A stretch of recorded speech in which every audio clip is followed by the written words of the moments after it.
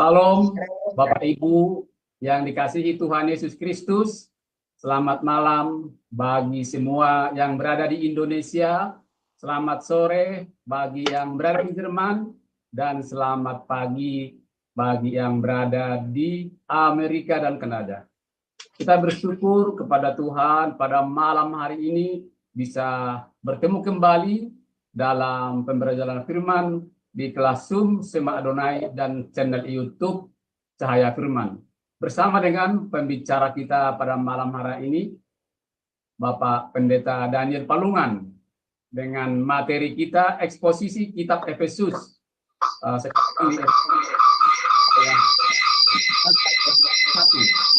Dengan tema target hidup anak-anak Tuhan. Sesi yang ke-7. Sebelum memulai pembelajaran firman, kita akan awali dengan doa terlebih dahulu. Mari kita berdoa Bapak Ibu.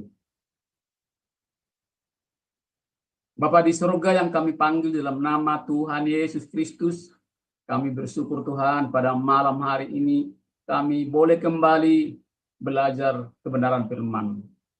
Berkati saya Tuhan sebagai moderator agar saya bisa memandu pembelajaran firman-Mu ini dari awal pertengahan sampai selesai. Berkati juga operator yang bekerja di belakang layar.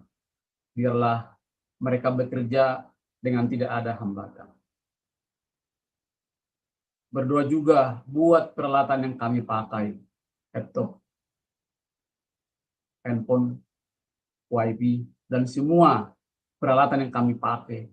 Kiranya Tuhan tolong campur tangan agar semua peralatan ini boleh berjalan dengan baik. Sehingga pembelajaran firman-Mu pada malam hari ini tidak ada gangguan. Kami juga berdoa buat hamba-Mu Bapak Pendeta Daniel Palungan sebagai pembicara pada malam hari ini, kiranya tutup bungkus dengan kuasa Roh Kudus-Mu agar semua firman yang disampaikan boleh berasal daripada Engkau. Terima kasih Tuhan.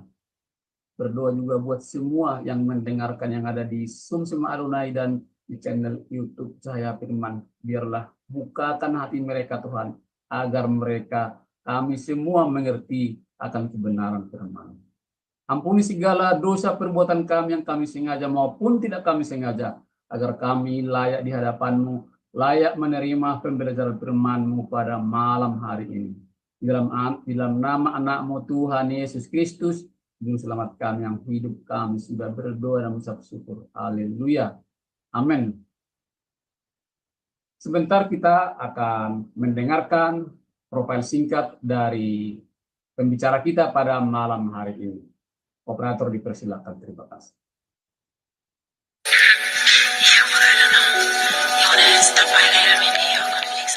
Salam semua, pada kesempatan yang berbahagia kali ini, Sema Adonai akan memperkenalkan pengajar kita, yakni Bapak Pendeta Daniel Palungan. Dan berikut adalah profil singkat dari beliau. Bapak Pendeta Daniel Palungan, MIS MTH Demin, lahir di Tanah Toraja 10 Februari tahun 1940. Pendidikan Teologi PJAK Seminari Betel, Jakarta mulai tahun 1981 hingga tahun 1984. FTTII Jakarta Teologi mulai dari tahun 1996 hingga tahun 2000. FTTII Jakarta S2 Misiologi dari mulai tahun 2000 hingga tahun 2002. STT Antioquia TCIST S2 Sistematik Teologi dari mulai tahun 2001 hingga tahun 2003. FTT Berkat di Ministry tahun 2002 hingga tahun 2004. Pelayanan Gembala GBI Jemaat Tola Gracia Ciledug, Tangerang. Ketua Bidang Teologia GBI Wilayah 6 DPD Banten mulai tahun 2015 hingga tahun 2023. Pendiri dan Ketua STT Shalom Nusantara mulai tahun 2001 hingga tahun 2013. Pendiri dan terlibat di divisi O sejak tahun 2021. Gembala di Sema Adonai Ibadah Online. Karya penulis buku Kingdom Speaker. Pedoman praktis menggali Alkitab.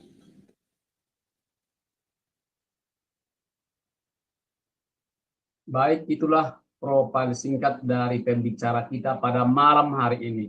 Baik Bapak Ibu, tiba saya untuk menyapa beliau. Salam, selamat malam Pak Daniel, apa kabar? Selamat malam Pak Sam, selamat malam rekan-rekan sekalian. Kabar baik ya. Ya, puji Tuhan, kiranya Pak Daniel selalu dalam penyertaan Tuhan di dalam setiap pekerjaan dan pelayanan Bapak. Dan sekarang waktu selanjutnya saya serahkan kepada Bapak untuk memaparkan tema kita pada malam hari ini. Saya persilakan Pak, terima kasih. Terima kasih Pak Sam. Puji Tuhan, teman-teman sekalian, kita bertemu kembali di dalam pelajaran kita, eksposisi kitab Efesus. Kita sudah masuk di dalam pertemuan yang ke-7, atau sesi yang ke-7, dan kita sampai pada Efesus pasal 3 ayat 14 sampai ayat yang ke-21. Ya, jadi penting untuk memahami sebuah kitab itu secara keseluruhan, supaya dengan demikian ketika kita membaca bagian-bagiannya, maka kita tidak memahami secara terpisah dari keseluruhannya, tetapi kita tetap membaca di dalam konsep pemikiran yang utuh dari penulis kitab tersebut. Nah, sebelum kita masuk di dalam penguraiannya pada ini, kita baca dulu Efesus pasal 3, 14 sampai 21 yang berkata demikian. Itulah sebabnya aku sujud kepada Bapa, yang daripadanya semua turunan yang di dalam surga dan di atas bumi menerima namanya.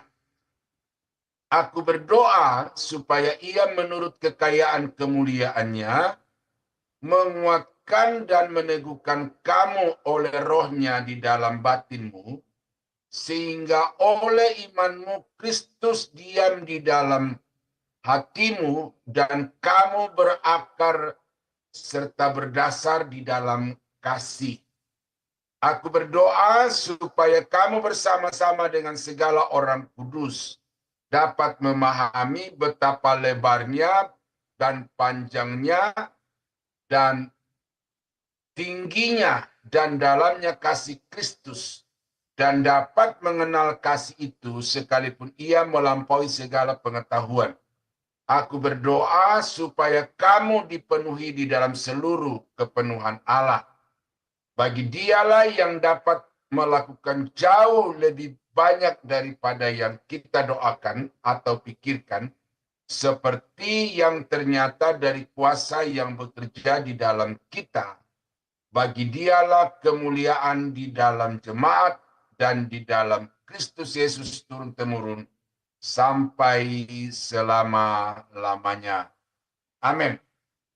Nah, saudara-saudara, dari bagian ini memang tidak terlalu tampak apa yang saya katakan di dalam judulnya, target hidup orang Kristen.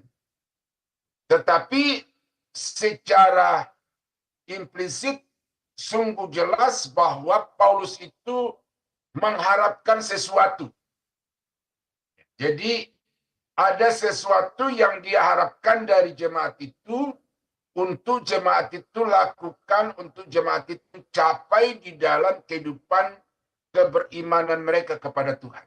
Nah, ini saya pakai istilah target, ya, seperti perusahaan-perusahaan, seperti institusi-institusi bisnis itu ada target yang wajib dicapai oleh setiap karyawan. Nah, demikian juga di dalam hal kekristenan itu, Bapak Ibu, perlu disadari bahwa kekristenan itu adalah sesuatu yang harus dinamis. Kekristenan itu harus dinamis. Harus bergerak dari satu level ke level yang tertentu.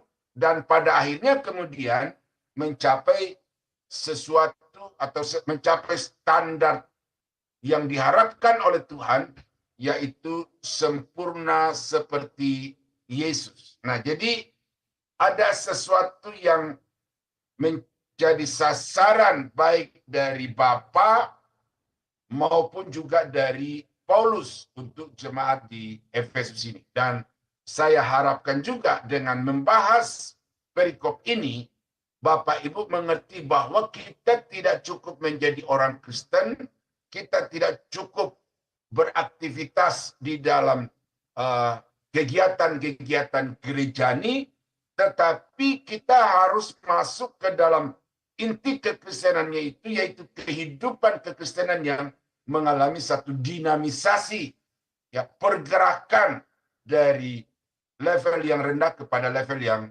tinggi. Dan karena itu, saudara, saya mau supaya jangan menjadi orang Kristen yang datar. Dari hari ke hari, dari bulan dan tahun ke tahun, ya kekristenannya begitu saja. Tidak pernah ada sesuatu yang bertambah secara kualitas. Nah, ini yang banyak terjadi di daerah-daerah Kristen di Indonesia, khususnya juga di negara-negara barat, di mana kekristenan itu hanya tinggal menjadi status. Tidak lagi menjadi satu kehidupan, tetapi hanya menjadi status keagamaan, sementara mereka hidup di dalam kehidupan yang duniawi. Nah, sama seperti juga di Indonesia. Beberapa daerah Kristen di Indonesia itu statusnya Kristen, tetapi kemudian ada yang masih terikat dengan kepercayaan-kepercayaan suku, kepercayaan-kepercayaan animis. Sehingga di dalam kehidupan orang-orang Kristen di daerah-daerah Kristen ini, itu terjadi yang namanya sinkritisme. Sinkritisme itu adalah mau menerima yang baru, tetapi tidak melepaskan yang lama. Ya, harusnya menerima yang baru, melepaskan yang lama. Meninggalkan kehidupan yang lama, kemudian menjadi baru di dalam Kristus. Nah, itu kekristenan. Tetapi yang umum di Indonesia adalah status keagamaannya Kristen, aktivitas keagamaannya ke gereja, tetapi sebenarnya di dalam hatinya itu masih tersimpan keyakinan, kepercayaan kepada ajaran-ajaran turun-temurun dari nenek moyang, yaitu percaya kepada kekuatan-kekuatan magic, percaya kepada kekuatan-kekuatan arwah yang bisa dimintai pertolongan dan bantuan di dalam segala kebutuhan. Nah, itu yang saya katakan tidak mengalami dinamisasi.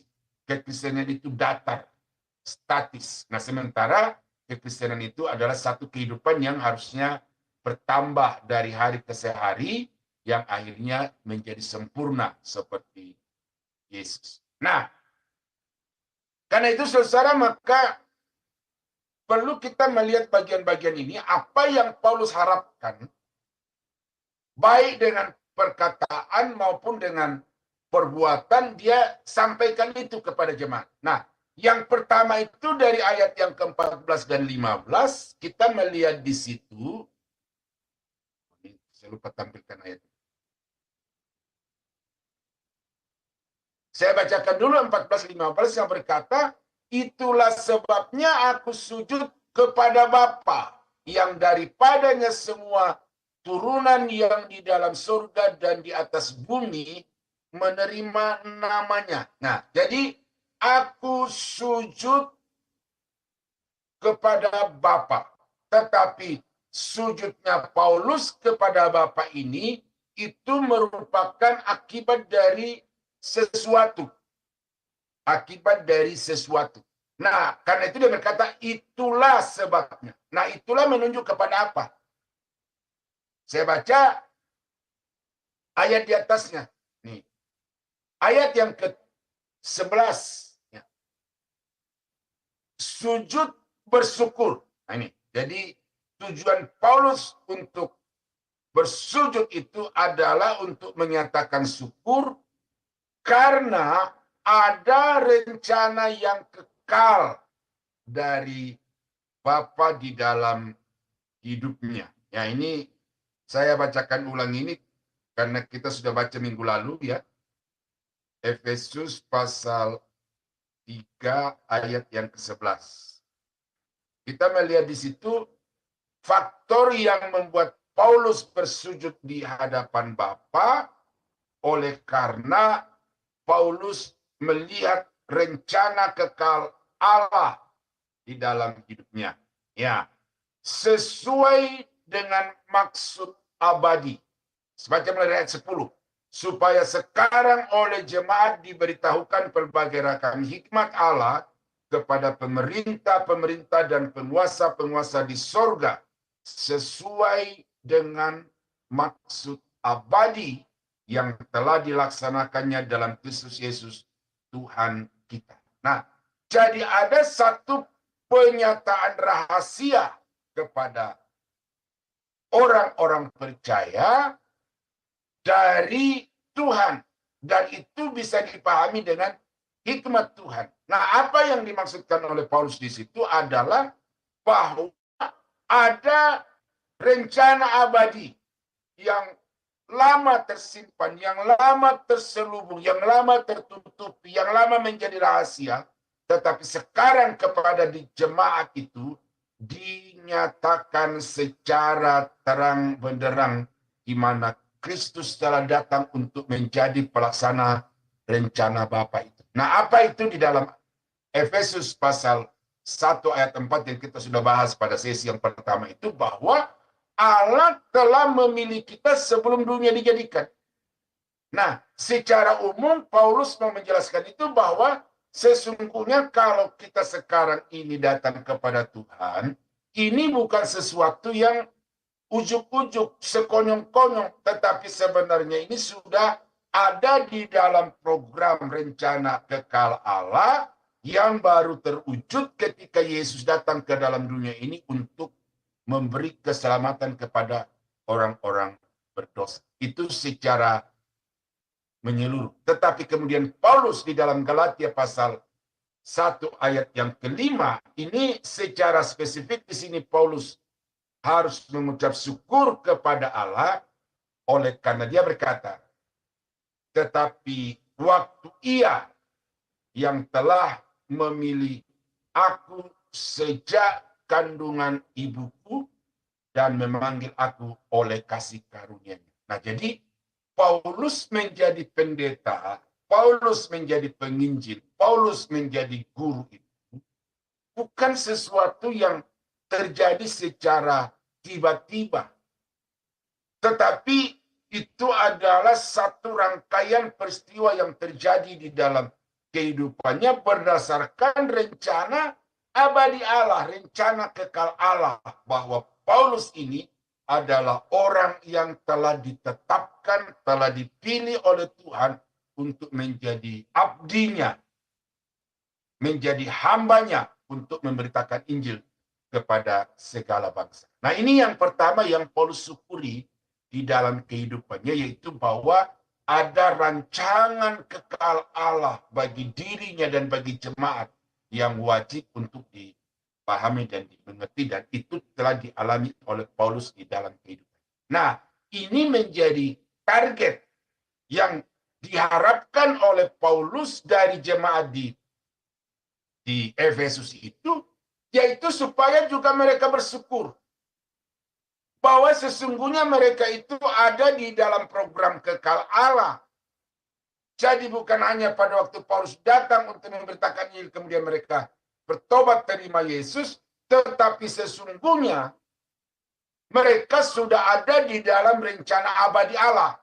Kedatangan Paulus untuk memberitakan Injil itu hanyalah satu jalan untuk mewujudkan rencana itu, karena di dalam Efesus pasal 1 ayat yang keempat 13-14 itu bahwa pilihan Allah itu direalisasikan atau diwujudkan pada saat firman itu diberitakan dan pada saat orang-orang itu meresponi Injil yang diberitakan itu. Nah, jadi ada rencana kekal yang terrealisasi pada saat orang meresponi firman Allah itu dengan iman. Nah, itu yang Paulus harapkan dari jemaat di Efesus supaya mereka mensyukuri itu.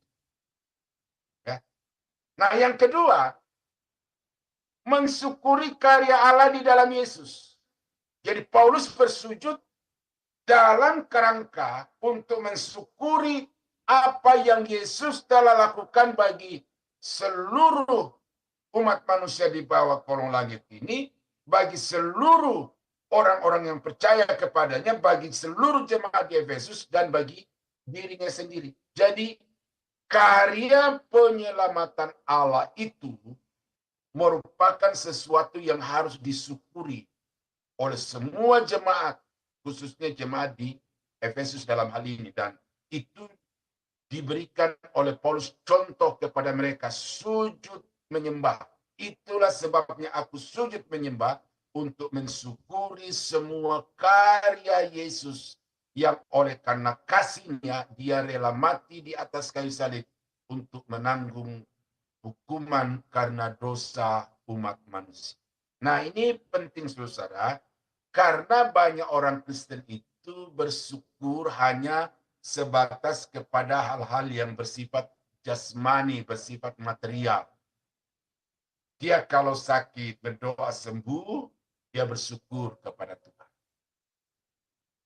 Dia kalau kekurangan, dia berdoa kepada Tuhan, Tuhan kasih kecukupan. Nah, orang-orang Kristen yang sudah lama kawakan di dalam kekristenan, tetapi masih bersyukur hanya sebatas kepada hal-hal itu. Ini kekristenannya datar, statis. Kita harus bertumbuh bahwa ada hal-hal yang lebih esensi, lebih mendasar yang harus kita syukuri. Lebih daripada sekedar bersyukur karena sehat, karena mengalami kecukupan ekonomi. Apa itu? Yaitu bahwa Yesus dengan kasihnya rela berkorban. Bukan saja tenaga, pikiran, perasaan, waktu, dan lain sebagainya, tetapi nyawanya sendiri dikorbankan untuk menyelamatkan kita. Kekristenan harus bertumbuh sampai ke level itu di dalam bersyukur. Saya ketemu satu YouTube, saudara, bahwa ada orang yang pindah dari non-Kristen ke Kristen, hanya alasannya begini. Saya karena bingung di agama saya yang lama, doa saya tidak dijawab-jawab, ada teman yang ngajak, ayo dong kita datang ke persekutuan. Nah, di persekutuan itu kami diajari untuk berdoa meminta kepada Tuhan. Lalu dia dalam doanya tidak berkata, Yesus, kalau engkau memang Tuhan yang hidup, berikan aku pekerjaan. Nah, lalu menurut kesaksian dalam channel itu, dalam 3 hari dia mendapat pekerjaan. Lalu dia berkata, aku sungguh bersyukur aku bertemu Yesus, aku bertemu kebenaran, karena 3 hari saja aku berdoa, dia sudah menjawab doa-doaku. Di agamaku yang lama, bertahun-tahun, bahkan berpuluh-puluh tahun aku berdoa, tidak dikabulkan oleh Tuhan. Nah, pada tahap awal kekristenan saudara, saudara seperti itu wajar. Dan itu memang kita baca dalam Alkitab seringkali merupakan cara-cara, jalan yang dipakai oleh Tuhan untuk menarik orang datang kepadanya. Tetapi kalau sudah menjadi orang Kristen yang kawakan, sudah menjadi orang Kristen yang senior secara usia kekristenan, tetapi masih bersyukur dari tidak ada pekerjaan menjadi dapat pekerjaan, dari sakit menjadi sehat, dari miskin menjadi kaya, lalu itu yang kemudian membuat bergairah berbakti kepada Tuhan. Itu kekristenan yang kanak-kanak, kekristenan level paling rendah.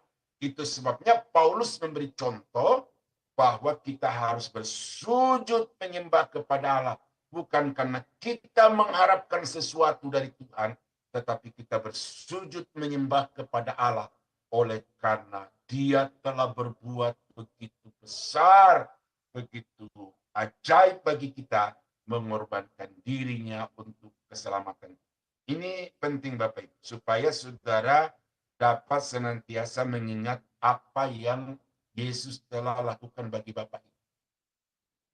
Jangan sampai karya Allah yang agung itu menjadi terlupakan hanya oleh karena saudara berdoa supaya karir suami meningkat dan tidak meningkat, kemudian sudah berkata Tuhan tidak ada. Itu kebodohan.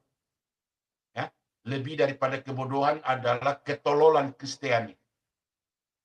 Bahwa kalau Tuhan tidak serta-merta menjawab doa kita, itu berarti ada rancangan, ada rencana Tuhan yang lebih indah. Itu sebabnya harus lebih berpasrah, harus lebih bersyukur kepada Tuhan. Karena Tuhan merancang sesuatu yang lebih besar. Nah, Paulus memberikan itu sebagai satu target kekristenan yang harus dicapai. Bersyukur atas semua karya yang Tuhan telah lakukan untuk kita. Nah, kemudian apa yang membuat Paulus bersujud syukur di sini adalah karena di dalam ayat yang ke-12. Efesus pasal 3 ayat yang ke-12. Di dalam Dia atau di dalam Kristus kita beroleh keberanian, kita beroleh jalan masuk kepada Allah dengan penuh kepercayaan oleh iman kita kepadanya. Ini sesuatu yang ajaib. Dalam konsep pemikiran Yahudi, agama Yahudi, dan dalam hal ini Paulus yang lama, dia tahu betul bahwa untuk seseorang dapat bertemu dengan Tuhan itu tidak segampang, tidak seperti yang sekarang ini. Karena baik Allah di Yerusalem itu ada 3 ruang, halaman atau pelataran, ruang kudus, dan ruang maha kudus. Di ruang maha kudus itulah Tuhan hadir, bertemu dengan imam besar. Orang yang bisa masuk ke dalam ruang maha kudus itu, tidak semua imam, apalagi jemaat. Yang boleh masuk ke dalam ruang itu hanyalah imam besar. Tidak juga setiap hari, tetapi hanya sekali dalam setahun. Jadi saudara bisa bayangkan betapa sulitnya untuk bisa menghadap Tuhan oleh karena ada tatanan yang ditetapkan Tuhan seperti itu. Tetapi sekarang oleh Yesus Kristus, oleh karena korban Kristus di atas kayu salib, maka pembatas antara ruang maha kudus dengan ruang kudus itu dihilangkan, yaitu dengan mengorbankan dirinya sendiri, mengoyak dirinya sendiri, sehingga orang-orang yang ada di ruang kudus itu dapat dengan langsung menghadap Tuhan, menghadap Allah yang Maha Kudus. Dan inilah berkat yang luar biasa yang Tuhan berikan kepada kita sebagai orang-orang percaya, yaitu bahwa anytime, anywhere, anyhow, itu kita bisa datang kepada Tuhan dengan iman. Maka saudara tidak tergantung lagi kepada imam besar. Saudara tidak tergantung lagi kepada imam-imam untuk mewakili saudara di hadapan Tuhan. Ya, makanya sistem keimanan itu hilang ketika Roh Kudus itu dicurahkan atas semua orang-orang percaya dan orang itu terima Yesus. Oleh karena semua orang-orang yang percaya kepada Yesus dan dipenuhi dengan Roh Kudus itu, dia adalah imam-imam Allah yang dapat mempersembahkan korban kepada Allah karena iman kepada Yesus Kristus. Ini penting, saudara. Karena itu selalu saya katakan kepada jemaat, kalau saudara terpaksa harus membawa anggota keluarga, katakanlah orang tuamu ke rumah sakit pada malam hari, pada malam hari, atau tiba-tiba di rumah saudara ada suatu masalah yang cukup pelik tengah malam, apakah Bapak Ibu harus telepon pendeta untuk datang tengah malam itu? Pendeta pulang jam 11, jam 12 malam, lalu dia sekarang sedang mempersiapkan diri untuk tidur, tetapi jam 1 Bapak Ibu harus telepon dia lagi. Ini mempercepat kematian dari pendeta itu, memperpendek umur dari pendeta itu. Makanya saya bilang, saya ajarkan jemaat bahwa saudara harus sadar bahwa saudara adalah anak Tuhan, saudara adalah hamba Tuhan, saudara bisa berdoa langsung kepada Tuhan karena saudara sudah diberikan jalur itu, sudah dibukakan akses itu oleh Yesus yang mati di atas kayu salib. Nah, itu sebabnya saudara, maka Paulus sujud syukur di hadapan Tuhan itu karena ini, bahwa Tuhan memberikan kepadanya uh, jalur kesempatan untuk menghadap Dia kapan saja, di mana saja, dan dalam situasi apa saja. Nah, lalu apa yang disyukuri oleh Paulus itu adalah di dalam ayat yang ke-15, ya. Yang daripadanya, atau saya baca ayat 14, itulah sebabnya aku sujud kepada Bapa yang daripadanya semua turunan yang di dalam sorga dan di atas bumi menerima namanya. Di terjemahan itu di setiap family di dalam King James. Di terjemahan lain setiap bangsa. Bangsa di sini bukan negara tetapi kaum. Jadi setiap kaum, setiap rumpun keluarga itu mendapat namanya.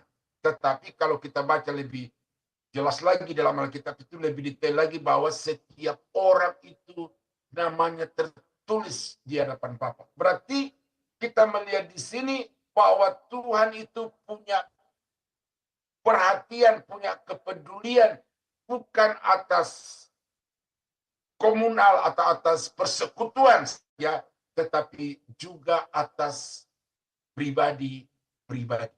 Jadi setiap pribadi itu ada di dalam perhatian Bapa.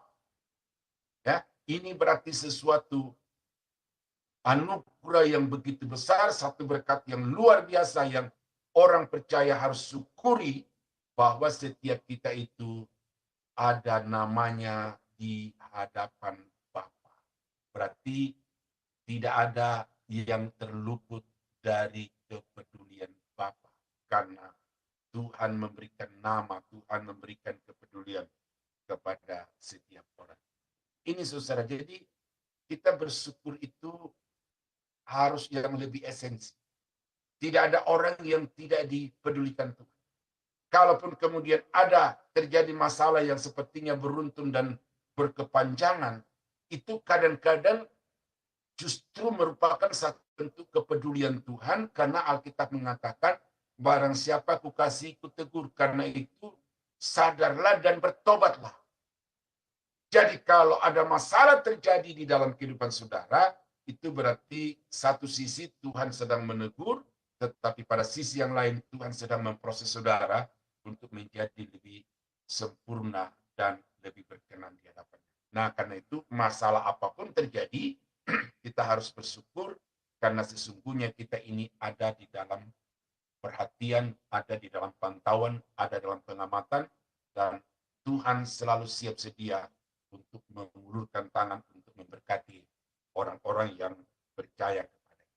Nah, itu yang pertama, bahwa Paulus bersujud itu adalah sebagai satu ekspresi syukur atas berkat-berkat yang Tuhan telah berikan kepadanya. Nah, lalu yang kedua, yang saya lihat di sini, apa yang menjadi dasar Paulus bersyukur? Karena berkata, itulah sebabnya.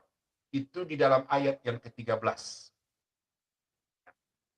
Sebab itu aku minta kepadamu, supaya kamu jangan tawar hati melihat kesesakanku karena kamu. Karena kesesakanku itu adalah kemuliaanmu. Jadi secara fakta Paulus terpenjara. Secara fakta Paulus mengalami kesesakan. Saya dengan tim itu dan saya sendiri secara pribadi itu sebulan sekali rutin masuk ke penjara untuk pelayanan dari berbagai penjara di Jabodetabek ini. Dan dari pertemuan dengan orang-orang yang ada di dalam itu, walaupun mereka begitu bersukacita pada saat mereka bernyanyi, tetapi di kedalaman hatinya itu terekspresi ketika mereka berbincang-bincang dengan kita itu. Mereka mengalami satu tekanan, mereka mengalami satu masalah yang teramat berat oleh karena mereka tidak siap untuk menerima keadaan itu.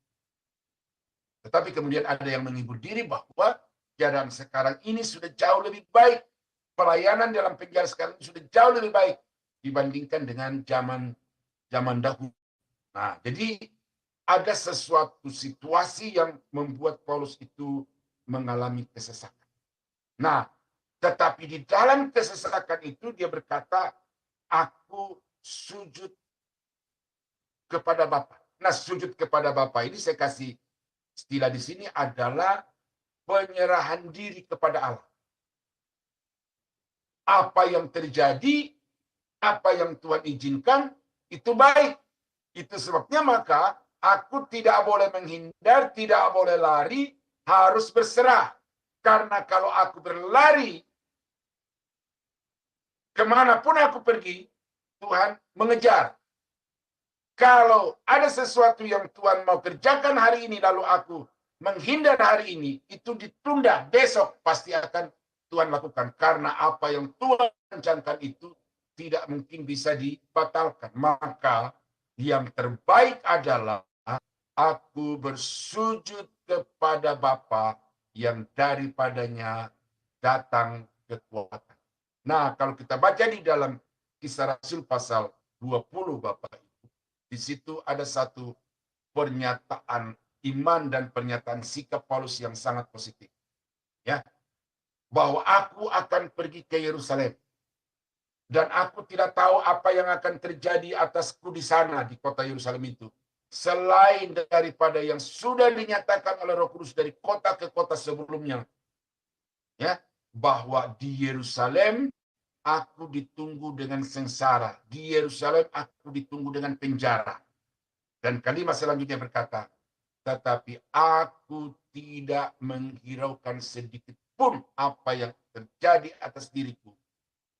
Tetapi yang aku mau capai adalah asalkan aku dapat menyelesaikan tugas yang dipercayakan oleh Bapa kepadaku, yaitu memberitakan Injil kepada bangsa-bangsa.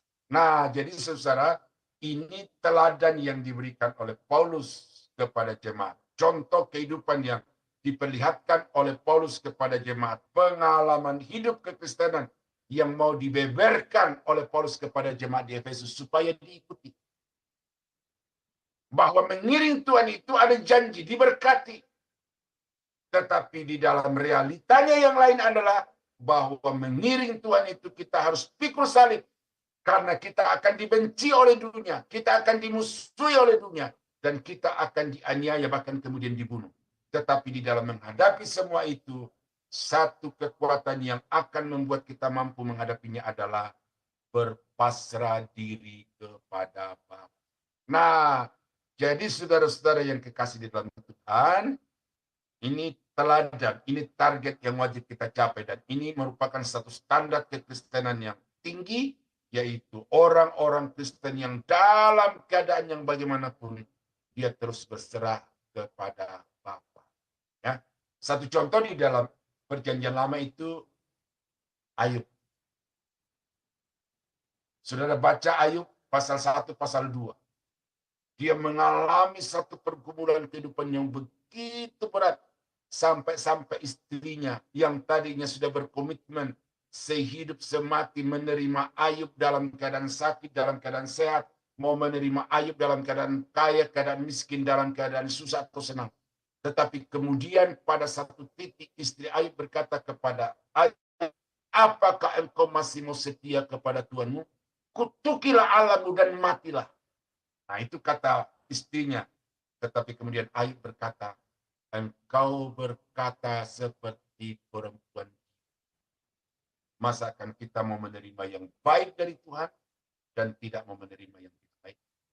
Lalu dikatakan dalam hal itu, Ayub tidak berdosa dengan bibir, tidak menuduh Tuhan yang bukan. Jadi Ayub itu contoh perjanjian lama, orang yang berserah kepada Tuhan. Dalam keadaan senang dia berserah kepada Tuhan, dalam keadaan susah dia berserah kepada Tuhan. Ini standar kehidupan yang wajib untuk saudara perjuangkan dan capai di dalam. Ya, jangan saudara berpikir bahwa pendeta-pendeta seperti saya ini kemudian sudah sampai pada level itu. Itu suatu dinamika kehidupan yang tidak memandang jabatan, memandang profesi. Dimanapun dan dalam jabatan apapun, saudara itu akan tetap mengalami, karena itu merupakan dinamika kehidupan Kristen bagi semua orang. tanpa pandang jabatannya di hadapan. Nah, itu yang saya bacakan saya temukan dari ayat yang ke-14-15 itu, bahwa Paulus itu bersujud kepada Allah, dan di dalam bersujud ini ada sesuatu yang dia harapkan dari jemaat, yaitu supaya jemaat mengikuti pola kehidupan Paulus di dalam beriman kepada Tuhan. Nah, di dalam ayat yang ke-16 sampai 19, aku berdoa. Ayat 18, aku berdoa. Nah, berarti ada sesuatu yang diharapkan oleh Paulus untuk jemaat di Efesus. Karena itu dia berdoa bagi mereka untuk itu. Nah, ini apa di sini?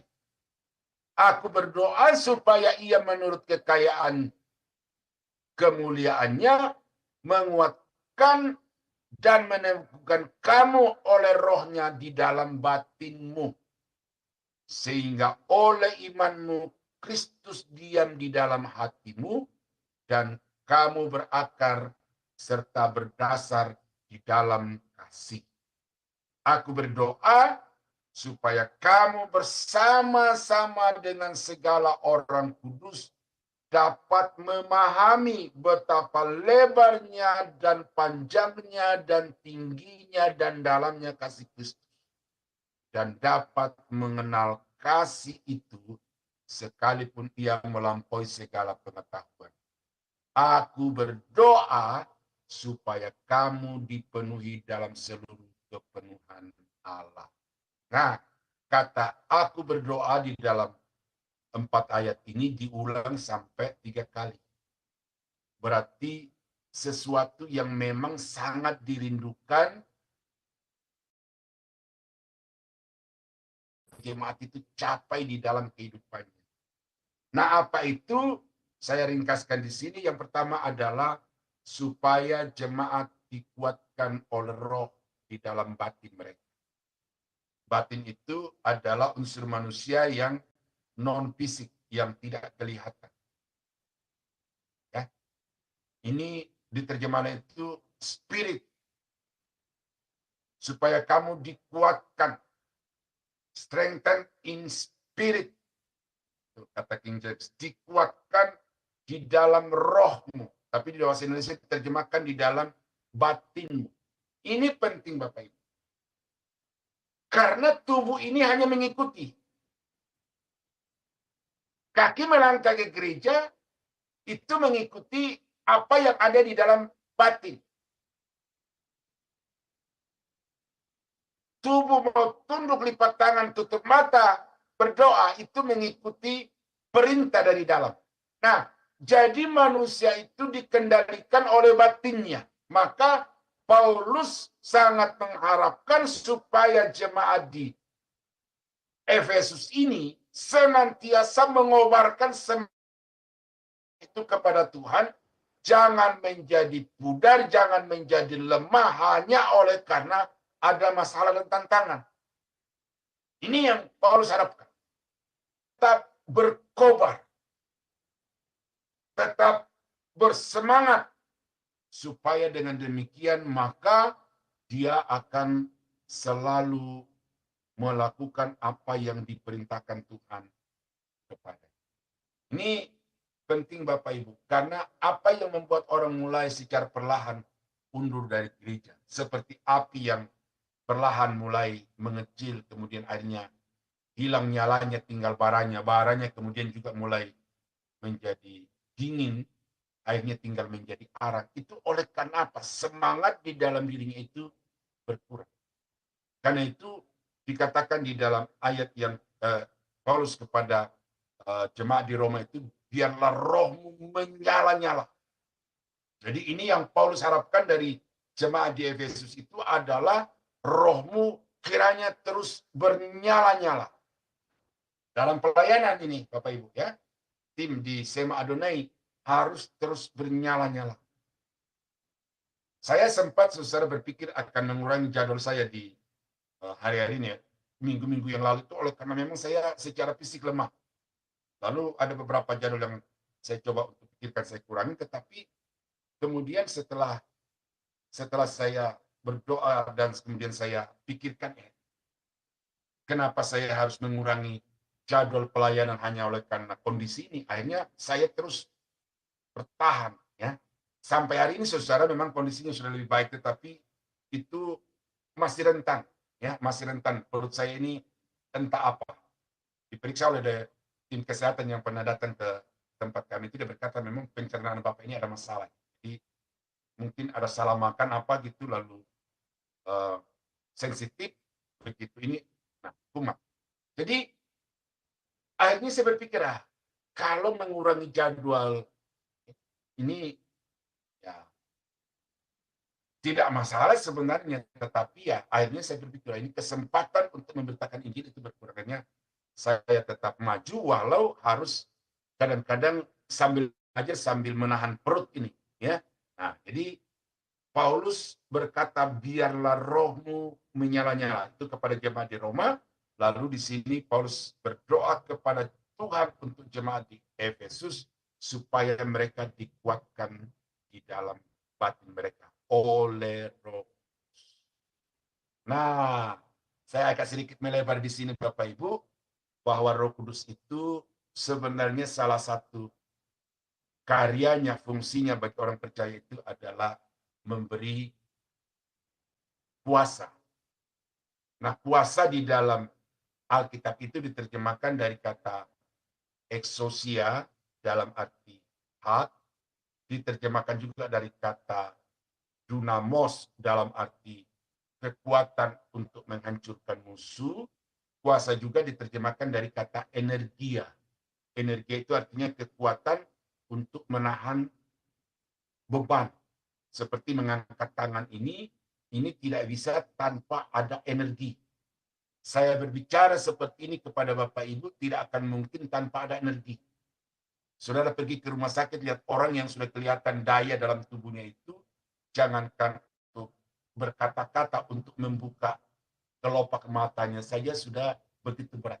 Nah, tetapi Tuhan memberikan kepada kita kuasa, energi, sehingga apa masalah, apa persoalan, apa beban kehidupan itu kita sanggup untuk menahannya. Nah, jadi Roh Kudus itu memberikan kepada kita kuasa itu, energi itu, supaya kita kuat di dalam menghadapi segala masalah. Dan Paulus berdoa untuk jemaat di Efesus supaya semangat mereka itu tetap dikobarkan oleh Tuhan melalui Roh. Nah, yang kedua, supaya jemaat itu didiami oleh Kristus. Ayat yang ke-17. Sehingga oleh imanmu Kristus diam di dalam hatimu. Ini sudah saya singgung di tempat lain itu, bahwa banyak orang Kristen yang tanpa Kristus. Yang saya kasih contoh jemaat di Laodikia, kitab Wahyu pasal 3. Jemaat di Efesus itu harus menyadari ini, bahwa kekristenan itu bukanlah sekedar status, tetapi kekristenan itu adalah satu kehidupan yang didiami oleh Kristus, yang terpadu dengan Kristus, di mana Kristus masuk dan tinggal di dalam hati orang-orang percaya. Nah, ini perlu dipahami Bapak Ibu, bahwa Kristus itu tidak tinggal di dalam satu persekutuan jemaat, tetapi yang Tuhan inginkan itu adalah Kristus hadir di dalam hati setiap orang per orang, bukan secara bersama-sama, tetapi orang per orang. Karena kita berkata, lihatlah aku berdiri di muka pintu dan mengetuk. Barang siapa yang membukakan pintu hatinya, aku akan masuk untuk tinggal bersama-sama dengan dia dan dia. Jadi diperlukan di sini adanya satu tindakan secara sukarela untuk membuka hati bagi Yesus. Karena kekristenan tanpa Yesus itu adalah kekristenan agamawi, kekristenan tanpa jaminan keselamatan, tetapi hanya kekristenan yang dengan Kristus saja ada jaminan keselamatan. Itu sebabnya saya berani katakan bahwa di luar Kristen ada keselamatan. Tetapi di luar Yesus tidak akan pernah dan tidak akan mungkin ada keselamatan. Mengapa saya katakan di luar Kristen? Orang-orang Yahudi sebelum kekristenan muncul, itu mereka sudah percaya kepada Yeshua Amasya, dan karena itu mereka diselamatkan. Adam diselamatkan. Adam diselamatkan. Abraham diselamatkan. Musa diselamatkan. Tokoh-tokoh agama, tokoh-tokoh nabi-nabi perjanjian lama itu diselamatkan, walaupun mereka bukan orang Kristen. Nah, jadi karena itu saudara, jangan salah mengerti. Kalau saya bilang di luar Kristen ada keselamatan, itu ada contohnya Alkitab. Tetapi saya tidak akan pernah berkata kepada Bapak Ibu bahwa di luar Yesus ada keselamatan. Tidak ada nama lain di bawah kolong langit ini yang olehnya kita diselamatkan kecuali dalam nama Yesus. Nah, itu sebabnya Paulus berdoa kepada jemaat, kepada Tuhan untuk jemaat di Efesus supaya mereka didiami oleh Yesus, maksudnya oleh Yesus. Dan setiap saudara pastikan bahwa sudah menerima Yesus itu di dalam hati secara pribadi. Barang siapa yang menerima, tetapi setiap orang yang menerimanya diberinya hak untuk menjadi anak. Itu Yohanes 1. Setiap orang yang menerima. Yang ketiga dari ayat ini, apa yang Paulus harapkan dari jemaat di Efesus itu adalah supaya mereka berakar dalam kasih. Ini bahasanya di sini memang bahasa metafora. Seperti pohon yang ditanam harus berakar. Kalau akarnya itu tidak berkembang, maka pasti pohon itu kalau tidak kuntet, ya mati. Karena akar itulah yang menjadi saluran makanan ke dalam seluruh pohon itu. Nah, karena itu maka dari konsep tumbuh-tumbuhan itu, betapa pentingnya akar bagi seluruh tanaman, maka Paulus menganalogikannya untuk jemaat di Efesus supaya mereka juga berakar di dalam kasih. Berakar di dalam kasih. Di hakikat kekristenan itu adalah kasih. Hubungan saudara dengan Tuhan itu hanya bisa terjalin kalau saudara berakar di dalam kasih. Karena itu Paulus berkata kepada jemaat di Kolose, kamu sudah menerima Kristus Yesus, karena itu hendaklah kamu tetap di dalam Dia, dibangun di atas Dia, berakar di dalam. Jadi jangan sampai saudara berakar di dalam gereja, ya, berakar di dalam kekristenan, tetapi tidak berakar di dalam kasih. Mengapa saya katakan berakar dalam gereja? Karena ada orang-orang tertentu yang rela mengorbankan dirinya, rela melakukan apa saja demi gerejanya. Fanatik gerejanya begitu luar biasa. Di YouTube ini sekarang ini Bapak Ibu, kita melihat bagaimana antara satu pejabat gereja dengan pejabat gereja lain saling caci maki. Itu oleh karena apa? Karena mereka lebih kepada gerejanya lebih daripada berakar di dalam kasih. Ya, jadi hakikat kekristenan itu adalah kasih. Nah, yang berikut adalah berdasar di dalam kasih. Nah, apa ini berdasar dalam kasih? Kalau tadi di poin B-nya itu adalah hakikatnya, sekarang ekspresinya. Perwujudan hidup kekristenan itu harus berdasar kepada kasih. Contoh, saya melayani, memberitakan firman kepada Bapak Ibu. Ini harus landasannya adalah kasih. Kasih kepada Allah dan kasih kepada jemaat. Saudara bisa memberi satu dengan yang lain. Pemberian-pemberian dalam wujud materi.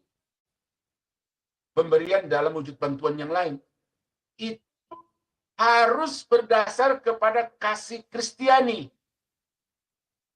Bukan sekedar karena sifat sosial. Kasihan orang itu perlu dibantu. Kalau hanya sekedar itu, maka yang bisa melakukannya bukan hanya saudara, tetapi juga agama-agama lain, bahkan orang-orang yang tidak kenal Tuhan, itu kadang-kadang hatinya lebih mudah tergerak untuk menolong daripada orang-orang Kristen. Tetapi yang Tuhan mau dan apa yang Paulus harapkan untuk jemaat di Efesus adalah kalau mereka mau berbuat sesuatu kepada orang lain, mau menjalin sesuatu hubungan dalam segala jenis hubungan itu, terus dibangun dengan kasih. Karena itu Paulus berkata kepada jemaat di Kolose, kenakanlah kasih sebagai pengikat yang mempersatukan dan yang menyempurnakan. Nah, semua orang di dalam channel ini harus mengikatkan diri dengan kasih. Jangan mengikatkan diri, oh karena pertemanan, saya teman baik dengan Bu Heni, saya kenal baik dengan Pak Daniel. Kalau itu yang menjadi dasarnya, persekutuan kita ini kurang kuat. Tetapi kalau kita membangun persekutuan ini berdasarkan kasih, maka apapun masalah di antara kita, kasih itu akan tetap mengikat. Karena apa? Dikatakan kasih itu menutupi banyak sekali dosa. Nah, jadi orang-orang Kristen sekarang ini bisa diukur.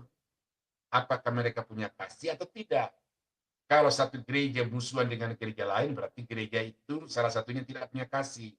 Kalau orang Kristen itu masih menyimpan dendam terhadap orang lain, berarti orang itu belum punya kasih. Maka Paulus doa untuk jemaat di Efesus supaya mereka melakukan segala sesuatu dengan dasar ibadah, berbakti, melayani harus berdasar. Nah, kemudian apa yang Paulus doakan dan harapkan untuk dicapai oleh jemaat di Efesus adalah supaya mereka dapat mengenal kasih Allah yang melampaui akal. 18 sampai 19. Berarti apa Bapak Ibu? Kasih Allah kepada manusia itu tidak bisa diukur dengan pemahaman kita. Tidak bisa diukur dengan logika kita. Makanya kadang-kadang ya, saya di dalam hati itu emosi juga kadang-kadang muncul dengan melihat debater-debater dari non-Kristen yang kemudian menjebak orang-orang Kristen itu di dalam pelayanan apologetika itu dengan paham-paham yang rasional. Contohnya begini. Ada Don Ditan ini ya, yang bertemu dengan orang Kristen, lalu dia berkata begini, kan Allah itu maha pengampun. Kalau dia maha pengampun, cukup dia berkata, dosamu sudah kuampuni. Untuk apa Yesus harus mati atas kayu salib? Masuk akal enggak? Itu pertanyaan Don Ditan itu kepada yang sedang berdiskusi. Iya sih, masuk akal juga. Jadi artinya apa? Kalau memang Tuhan itu pengampun, tidak perlu ada Yesus mati atas kayu salib. Jadi segala sesuatu diukur dengan akal, diukur dengan logika. Nah, ini banyak orang Kristen yang terjebak di sini, Bapak Ibu. Terjebak di situ. Nah, oleh karena itu maka Paulus harapkan kepada di Efesus, jangan menakar kasih Allah itu dengan logika. Jangan menakar kasih Allah dengan akal manusia. Ini yang membuat teolog-teolog liberal itu terjebak di situ. Karena mereka menilai Alkitab itu benar salah berdasarkan logika. Kalau masuk akal benar, tidak masuk akal mitos. Kekristenan harus percaya kepada logika, tetapi juga percaya kepada hal-hal yang melampaui logika. Dan itu yang Paulus harapkan. Supaya jemaat di Efesus itu mengenal kasih Allah itu, sekalipun kasih itu melampaui akal. Nah, yang berikut, apa yang Paulus doakan bagi jemaat di Efesus itu adalah supaya kamu dipenuhi di dalam keseluruhan kepenuhan Allah. 19b. Ini apa ini? dipenuhi seluruh kepenuhan Allah. Artinya, supaya jemaat itu memiliki sifat-sifat Allah secara utuh, bulat, tidak ada yang tersisa. Ini standar kehidupan yang tertinggi Bapak Ibu. Bahwa kita menjadi serupa dengan Kristus. Sempurna di dalam kasih, sempurna di dalam kekudusan. Ini pencapaian akhir. Di Sema Adonai sedang dibahas oleh teman saya, yaitu pengudusan status. Kemudian pengudusan progresif. Nanti pasti dia akan bahas lagi pengudusan yang perfect, yang sempurna. Itu pasti dia akan bahas itu, karena itu 3 level pengudusan. Itu dalam doktrin keselamatan itu. Nah, Tuhan mau supaya kita mencapai level tertinggi, yaitu sempurna di dalam kehidupan kita sama seperti Allah itu sempurna. Nah, bagaimana supaya kita sempurna? Adalah kita memiliki sifat-sifat Allah yang sempurna itu secara itulah yang dimaksud dengan dipenuhi dengan seluruh kepenuhan Allah. Nah, ini memang kita tidak capek sekarang ini Bapak Ibu, tetapi kita sedang menuju ke situ. Namun seperti judul kita di atas itu ada target, ya, ada standar yang harus kita capai, yang harus kita perjuangkan dalam hidup ini setiap saat. Dan karena itu kiranya apa yang Paulus harapkan untuk jemaat di Efesus ini itu juga menjadi doa Paulus untuk saudara dan saya, atau juga menjadi doa saya untuk Bapak Ibu, supaya saudara berjuang untuk mencapai apa yang Paulus sedang harapkan di dalam bagian. Itu ayat yang ke-16 sampai 19. Ya. Ada lagu Frankie Siombing itu ya. Berikan ku hati seperti hatimu. Berikan ku mata seperti matamu. Ya kan? Memandang tuayan. Jadi itu sekelumit dari lagunya Frankie Siombing, dan itu cukup menjadi berkat. Karena melalui lagu itu kita diajak untuk bagaimana kita memiliki hati Kristus, kita memiliki cara pandang Kristus, ya. Dan itu sebagian dari sifat-sifat Allah yang memang wajib kita harus miliki.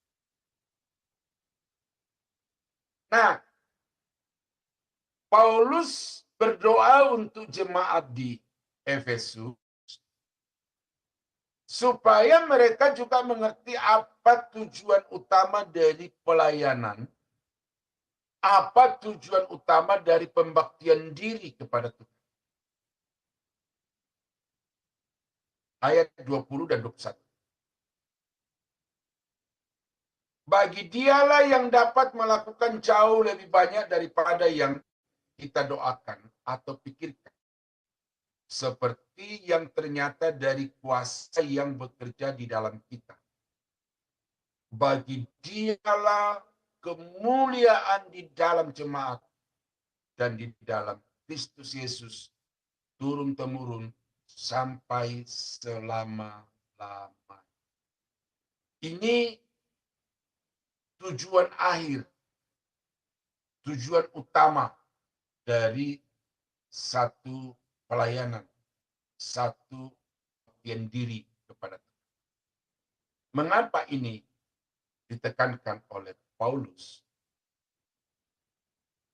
Karena kalau kita baca di dalam Kisah Rasul pasal 20, Paulus sudah mewanti-wanti tua-tua di jemaat itu, hati-hatilah karena akan datang. Saya lupa istilahnya situ. Pokoknya pengajar-pengajar sesat yang akan mencerai-beraikan jemaat itu, dan itu datangnya dari kamu sendiri. Jadi Paulus sudah melihat bahwa akan ada hamba-hamba,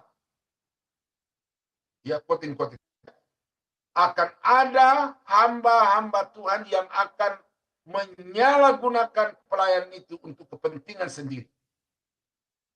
Dan ini bukan hanya Paulus yang mengatakan, tetapi juga Petrus, ya, sebagaimana Yesus juga sudah mengatakan dalam Injil-Injil bahwa akan ada orang-orang yang memanfaatkan pelayanan itu untuk kepentingan diri sendiri. Dan Paulus di dalam suratnya kepada jemaat di Roma dia katakan, hati-hatilah karena akan ada orang-orang yang kelihatannya melayani, tetapi dia mempergunakan pelayanan itu untuk kepentingan diri sendiri, untuk memuliakan diri sendiri. Mereka itu bukanlah hamba-hamba yang melayani Tuhan, tetapi mereka adalah hamba-hamba yang mempertuhankan perut. Jadi kemuliaan mereka itu adalah perut, bukan Tuhan. Nah, karena itu maka Paulus di dalam bagian ini saudara sangat menekankan bagi dialah segala kemuliaan. Ini secara terminologi Bapak Ibu bukan baru bagi Bapak Ibu ya, tetapi itu sudah merupakan sesuatu pernyataan umum. Semuanya untuk kemuliaan Tuhan. Kiranya Tuhan dimuliakan. Saya mau supaya hidup saya ini memuliakan Tuhan. Itu sudah merupakan pernyataan umum. Tetapi nyatanya di dalam praktek kehidupan. Jangankan jemaat, pendeta-pendeta sekalipun berebutan jemaat dan saling berusaha untuk mencekal, bahkan untuk mematikan pelayanan pendeta yang satu. Dan dia sendiri yang mau hidup. Apakah itu kemudian dia berkata, saya mau memuliakan Tuhan? Nah, ya.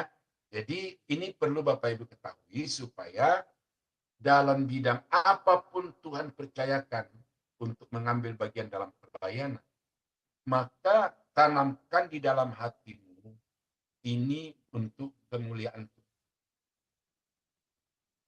Soal ada berkat-berkat lain yang mengikuti, itu urusan Tuhan. Tetapi urusan saudara dan saya adalah melakukan segala sesuatu itu dengan tujuan untuk memuliakan. Nah, apa dasarnya di sini? Dikatakan bahwa ia menjawab doa lebih dari yang kita pikir. Ini bukan soal kuantitas saja Bapak Ibu, ya, karena dalam banyak kesaksian saya mendengar itu bahwa ada orang yang butuh nominal tertentu, tetapi secara ajaib Tuhan memberi lebih. Jadi itu secara nominal. Tetapi cara, bentuk, tidak selamanya Tuhan memberi seperti yang kita minta. Tuhan, saya butuh dana sekian puluh juta. Untuk kuliah anak, untuk biaya ini dan itu. Lalu kita berharap bahwa Tuhan akan memberi dalam bentuk uang. Berarti ada banyak kesaksian. Tiba-tiba ada seperti orang yang nyasar sampai ke rumahnya, lalu orang itu memberikan dia kantong plastik. Ketika dibuka kantong plastik itu, ternyata di dalamnya ada uang.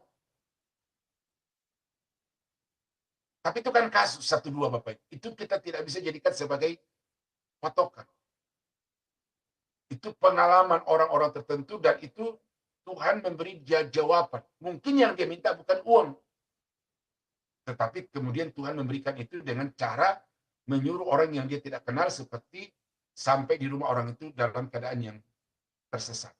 Nah, jadi saudara-saudara kekasih dalam Tuhan itu juga satu yang dikatakan Tuhan memberi lebih daripada yang kita minta. Bahwa cara Tuhan menjawab doa kita itu 1001 macam cara. Karena itu jangan dikte Tuhan, ya, jangan dikte Tuhan. Entah benar atau salah, tetapi ini dikutip oleh seorang pendeta yang dia cukup terkesan juga dengan jemaatnya itu, bahwa jemaatnya ini dia berdoa kepada Tuhan dan mengklaim Tuhan. Saya tahu maksud pendeta ini, bahwa jemaat ini salah. Tuhan, kalau tetanggaku punya ini, yang adalah bukan anak Tuhan, masa akan aku sebagai anak Tuhan, Tuhan tidak sanggup untuk memberi lebih daripada itu. Jadi, pikiran orang ini, kalau tetangga itu punya TV 32 inch, masa akan Tuhan tidak sanggup memberikan yang 52 inch. Nah, ini pikirannya begitu. Lalu pendeta itu mengatakan ini satu contoh yang salah. Ya, kita tidak boleh mendikte Tuhan, kita tidak boleh menakar Tuhan, tetapi biarkan Tuhan melakukan apa yang Dia mau lakukan dalam hidup kita sesuai dengan kehendaknya, sesuai dengan caranya, sesuai dengan waktunya. Nah, itu yang saya setuju dengan itu. Bahwa di dalam kita meminta kepada Tuhan itu, jangan mendikte, tetapi biarkan Tuhan itu berkarya. Karena dikatakan di sini, Dia akan menjawab doa-doa kita melebihi daripada apa yang saudara dan saya bisa bayangkan. Nah, itu dasarnya untuk kita memuliakan Tuhan, karena Dia mampu untuk memberikan lebih dari yang kita minta. Yang kedua, dasarnya kita memuliakan Tuhan itu adalah karena kuasanya ajaib. Seperti yang ternyata dari kuasanya yang bekerja di dalam kita. Nah, secara khusus Paulus di sini mau memberikan satu kesaksian hidup kepada jemaat di Efesus dan juga akhirnya kepada saudara dan saya. Tetapi ini saya sudah pahami lebih dulu sebelum malam ini. Bahwa Paulus itu sungguh-sungguh merasakan betapa kasih Allah itu ajaib di dalam kehidupannya. Karena apa? Dia seorang panglima laskar jihad yang pertama. Dengan kebencian yang bergelora di dalam hatinya kepada orang-orang Kristen dan juga kepada Yesus, dia minta surat kuasa kepada tokoh-tokoh agama di Yerusalem, kepada Sanhedrin. Dan dengan surat kuasa itu, dia bisa pergi untuk dikatakan di mana saja dia menjumpai orang-orang yang berbakti kepada Tuhan, dia akan tangkap, dia akan aniaya, dia akan penjarakan. Sementara dia bergelora dengan itu, dia dari Yerusalem menuju ke utara. Ya, kalau sekarang itu yang sekarang daerah yang sedang bergelora dengan peperangan itu, dari situ. Tetapi kemudian di tengah perjalanan, Tuhan tangkap dia dengan cahaya yang memancar lebih daripada matahari, membuat mata Saulus itu jadi silau dan akhirnya buta, tidak bisa melihat. Ada suara, Saulus, Saulus, mengapakah engkau menganiaya aku? Itu titik awal Paulus bertemu dengan Tuhan, dan di situ dia merasakan betapa hebatnya kuasa Yesus. Dia mampu untuk menghadang setiap orang yang merasa diri paling berkuasa, paling hebat. Dan yang kedua, yang Paulus rasakan dalam situasi itu adalah kuasa kasih Tuhan yang begitu hebat. Sehingga di dalam suratnya yang lain dia berkata, kepadaku yang paling hina ini telah dipercayakan tugas pemberitaan Injil. Jadi Paulus dengan pengalaman hidup itu dia berkata kepada jemaat di Efesus, berilah kemuliaan kepada Tuhan, karena dia berkuasa untuk melakukan hal-hal yang ajaib di dalam hidup. Berilah segala kemuliaan kepada Tuhan, karena kasih-Nya kepadamu begitu besar, begitu ajaib, melampaui segala dosa dan kejahatan. Jemaat di Efesus itu ada di pusat penyembahan berhala. Di sana ada pelacuran bakti. Jemaat itu ada di situ, dan mungkin juga mereka adalah orang-orang yang terlibat di dalam pola peribadatan seperti itu. Tetapi dengan kasih Tuhan mereka ditangkap, mereka diselamatkan, lalu dibebaskan dari penghukuman kekal. Dan dosa-dosa mereka itu dilupakan. Ini dasar untuk memuliakan Tuhan. Hidup saudara juga begitu. Saya juga begitu. Bahwa semua masa lalu kita, ya, terlepas dari hitam pekat atau hitam biasa, tapi semua kita masa lalunya itu bobrok di hadapan Tuhan. Tetapi ketika kasihnya itu dinyatakan, dia tidak pandang lagi warna dosa kita yang pekat, yang merah kayak apapun. Itu dilupakan. Dan kita diterima sebagaimana adanya. Ini saudara yang wajib untuk saudara syukur. Ya. Jadi bersyukur karena saudara dikasih itu. Bersyukur karena setiap masalah dalam hidupmu itu dapat ditanggulangi. Nah, saya agak keluar dari kitab Efesus ya. Ini saya keluar dari kitab Efesus di sini karena saya mau memperjelas kepada saudara bagaimana caranya kita memuliakan Tuhan itu. Ada sekarang ini semacam pandangan ya, tetapi pandangan sempit bahwa memberi kemuliaan Tuhan itu adalah dengan tepuk tangan. Ayo saudara beri kemuliaan kepada Tuhan, tepuk tangan. Ayo lebih seru lagi. Makin gegap gempitlah gedung itu karena tepik sorak dan tepuk dari jemaat. Tetapi itu sangat sempit. Ya, saya mau mempertegas kepada Bapak Ibu kemuliaan Tuhan itu kayak apa. Nah, di dalam Yohanes pasal 16 ini ya cara ya, karena tidak dijelaskan di dalam kitab Efesus ini bagaimana cara memuliakan Tuhan, maka saya keluar di dalam Yohanes pasal 16 ayat yang ke-13 dan 14. Ya.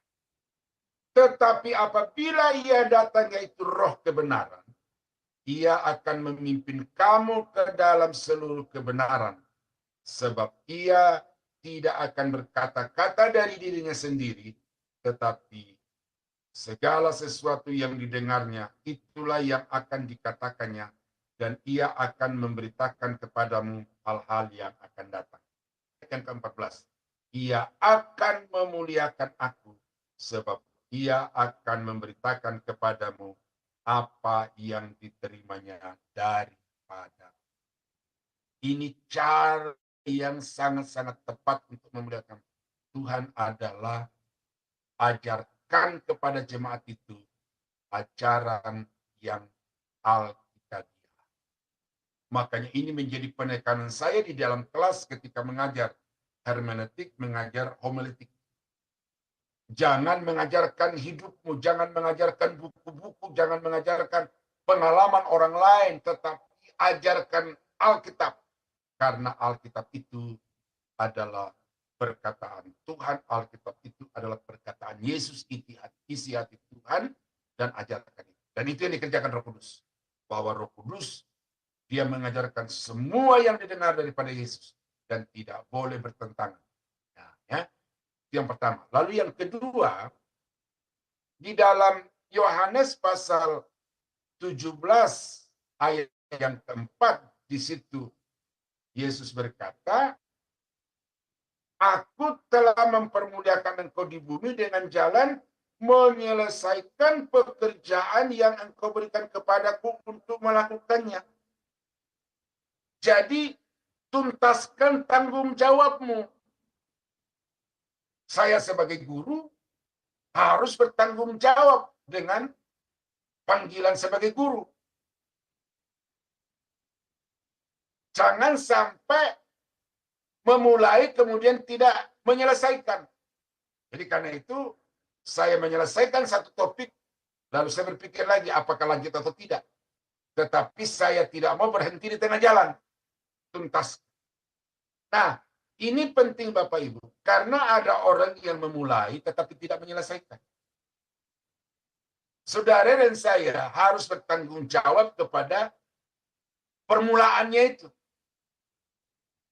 Karena kita tidak memulai kemudian membiarkan terbengkalai, atau istilah Indonesia itu mangkrak, tetapi memulai dan menyelesaikan. Itu cara Tuhan, cara Yesus memuliakan Bapa di surga. Dan ini kiranya seperti yang Paulus harapkan kepada jemaat di Efesus bahwa segala kemuliaan kepada Allah, artinya tuntaskan imanmu itu. Kau sudah memulai dengan langkah pertama, maka akhiri dengan langkah terakhir.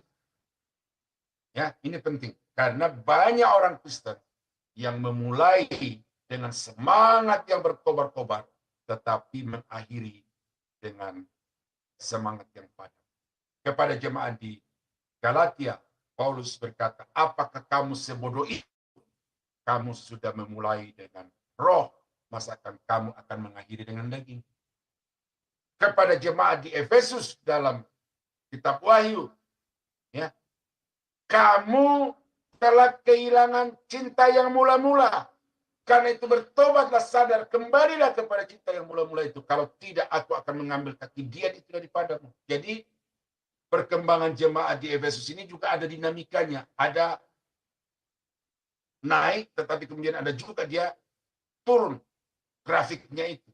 Nah, ketika mereka agak lama di grafik bawah itu, Tuhan berkata, sadarlah, bertobatlah, kembalilah kepada cinta yang mula-mula, supaya jangan aku datang mengambil kejadian. Artinya apa, Bapak Ibu? Bahwa memuliakan Kristus itu adalah mentuntas, memulai dengan langkah pertama, mengakhiri dengan langkah yang terakhir. Apa yang Tuhan percayakan kepada Bapak Ibu di channel ini, jangan lakukan dengan setengah hati. Lakukan dengan tuntas. Dan motivasinya adalah untuk menyampaikan kebenaran. Ya, kebenaran, bukan untuk mempromosikan orang. Karena banyak jemaat sekarang ini yang terjebak lebih cinta kepada pengkhotbahnya daripada khotbahnya. Yang saya tekankan kepada saudara adalah cintai pengajarannya lebih daripada pengajarnya. Ya.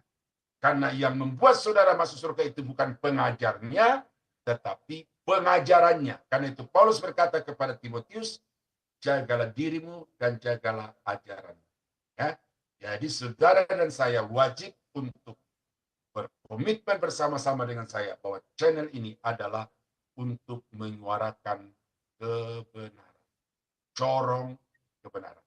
Nah, jadi saudara kekasih dalam Tuhan, itu standar yang mau dicapai oleh Paulus dalam jemaat di Efesus, atau standar yang Tuhan tetapkan untuk jemaat di Efesus, untuk mereka capai, perjuangkan hari demi hari di dalam kehidupan mereka. Dan kiranya ini juga dapat menjadi satu acuan di dalam pelayanan kita, sehingga hidup kita itu sungguh-sungguh dapat menjadi alat kemuliaan di dalam tangan.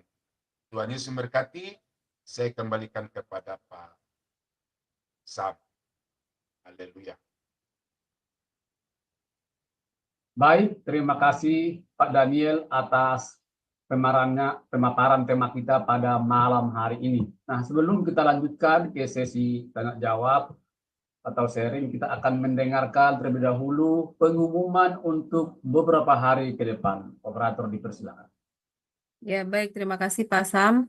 Baik, Bapak Ibu sekalian, saya akan membacakan acara-acara Sema Adonai ke depannya ya. Baik, sudah tampak di layar.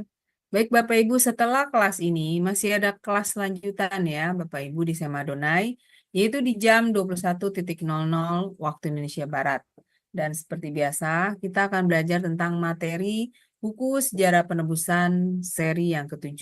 Dan ini adalah kelas yang terakhir ya, Bapak Ibu, di Sema Adonai hari ini. Dan kelas kita ini sudah masuk pada sesi yang ke-9. Dan temanya adalah pengajaran perintah, jangan ada Allah lain. Yang dibawakan seperti biasa oleh narasumber kami, yaitu Pak Pendeta Dr. Yudi Lengkong MTH, dan moderatornya adalah Ibu Heni. Selanjutnya di hari Sabtu, 12 Oktober 2024, di jam 19.00 waktu Indonesia Barat, di Sema Adonai akan kembali ada kelas pembelajaran firman. Dan kita akan belajar tentang materi menggali kitab Rut. Dan ini sudah masuk sesi yang kedua ya Bapak Ibu, dengan tema kebetulan yang dimuliakan. Dan akan dibawakan oleh narasumber kami yaitu Pak Pendeta Dr. Kudus Pardede MTH dan moderator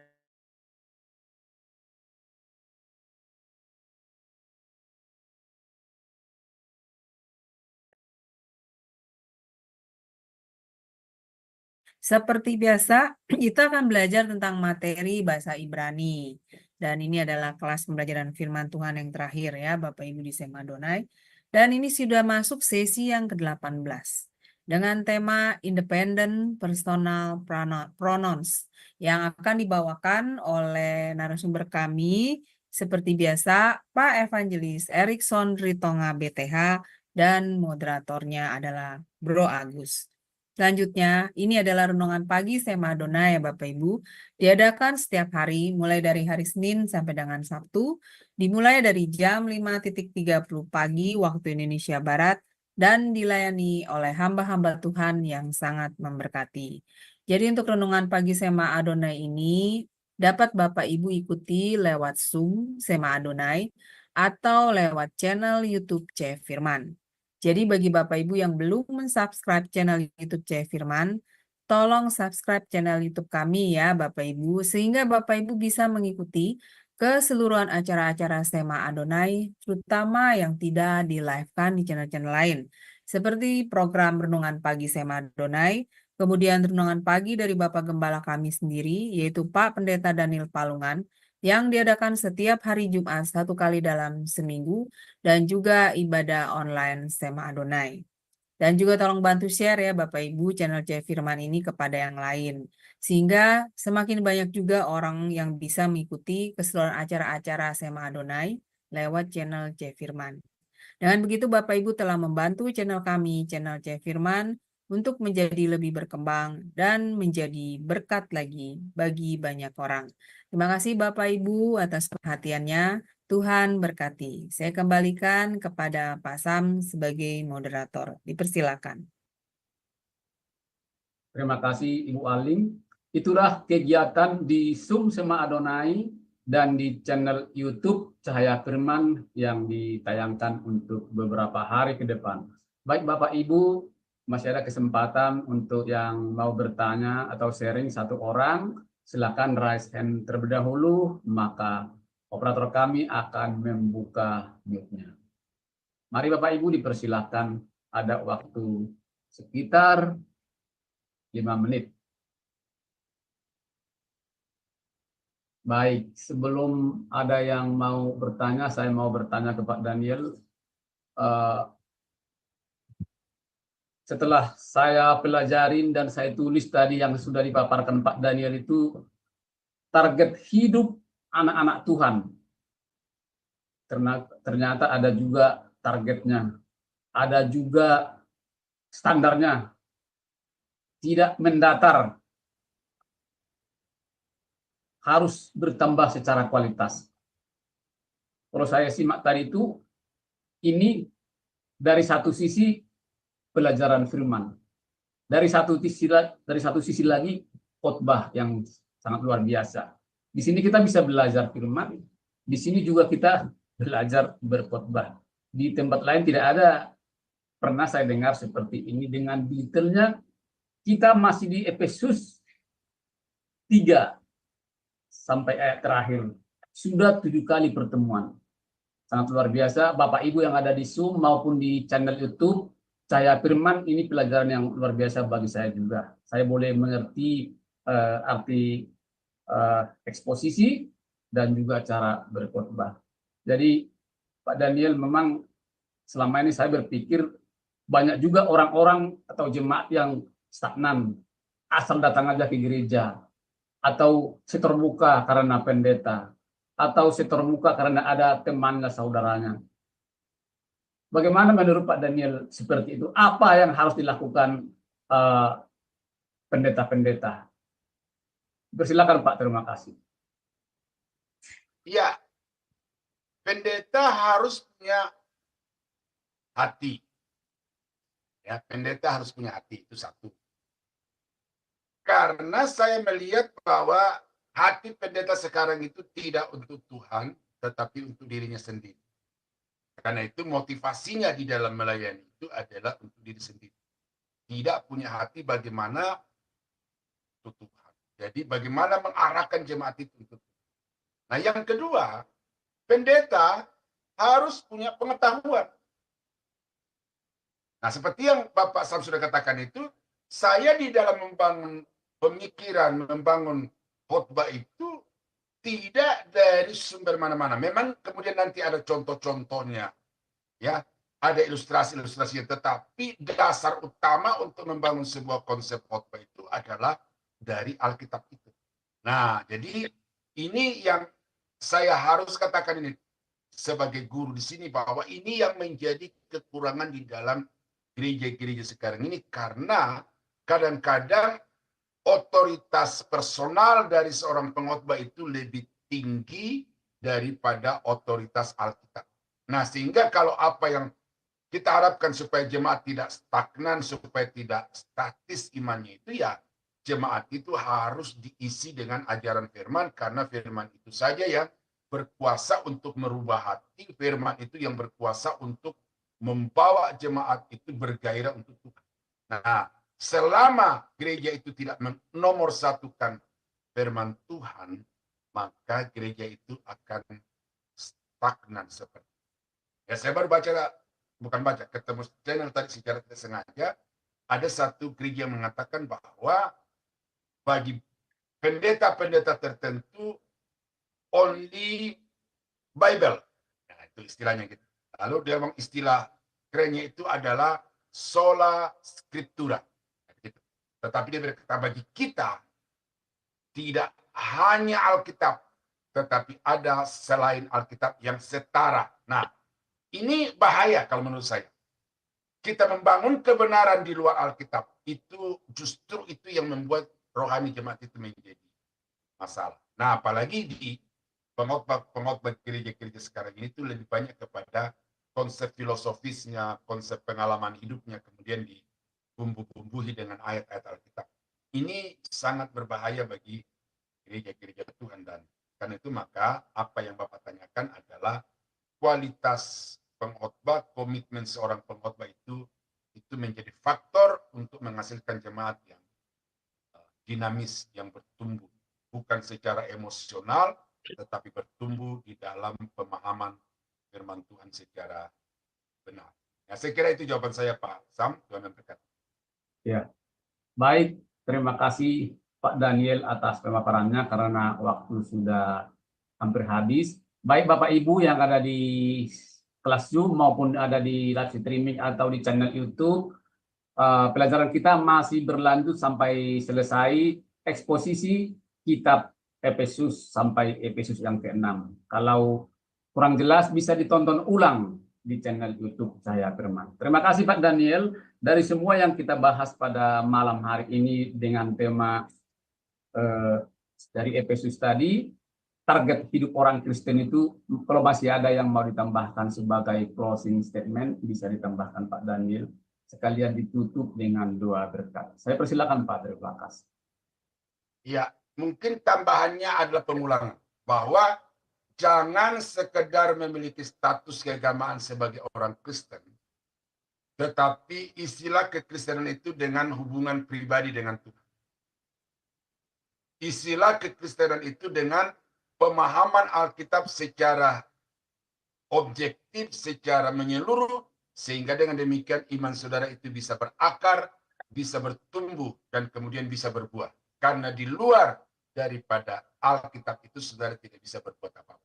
Nah, kiranya melalui pembahasan yang saya sudah sampaikan kepada Bapak Ibu hari ini, itu dapat memotivasi ya untuk memulai atau melanjutkan suatu kehidupan pada yang lebih daripada hari-hari sebelumnya. Tuhan Yesus memberkati. Mari kita tunduk kepala, kita berdoa. Bapa di surga, terima kasih karena Tuhan sudah memberikan kami waktu untuk belajar dari kebenaran firman-Mu. Hari ini kami diberikan satu target standar yang harus kami perjuangkan selama kami hidup di tengah-tengah dunia ini, mengiring Engkau. Ya Bapa, kami sadar ini bukan sesuatu yang gampang, tetapi karena sudah terbukti di dalam kehidupan banyak orang, maka ini kami yakin bersama-sama dengan Tuhan, kami akan mampu mencapainya. Karena itu kami mohon supaya Yesus terus bekerja di dalam hati kami, supaya firman-Mu terus juga bekerja di dalam hidup kami, supaya Roh Kudus terus mendominasi kehidupan kami, sehingga dengan demikian apa yang Tuhan canangkan itu kami dapat capai demi kemuliaan kebesaran nama Tuhan. Terpujilah namamu Bapa. Kami akhiri pembelajaran eksposisi kitab Efesus pada malam ini di dalam nama Yesus Tuhan dan Juru Selamat kami. Haleluya. Saudara-saudara yang dikasihi Tuhan, kiranya anugerah dari Allah Bapa di dalam surga dan sejahtera dari Tuhan kita Yesus Kristus serta persekutuan kuat kuasa Roh Kudus kiranya menyertai kita sekalian dari sekarang sampai selama-lamanya. Di dalam nama Yesus kami akhiri sesi pembelajaran eksposisi kitab Efesus pada malam ini. Haleluya. Amin. Amin. Baik Pak Daniel, terima kasih pengajarannya pada malam hari ini. Kiranya menjadi berkat bagi kami semua yang mendengarkan di kelas Zoom maupun di live streaming. Terima kasih juga Bapak Ibu. Sampai di sini pembelajaran firman pada malam hari ini. Sampai jumpa minggu depan dengan materi eksposisi Efesus di ayat pasal 4. Selamat malam, Tuhan Yesus memberkati. Salam.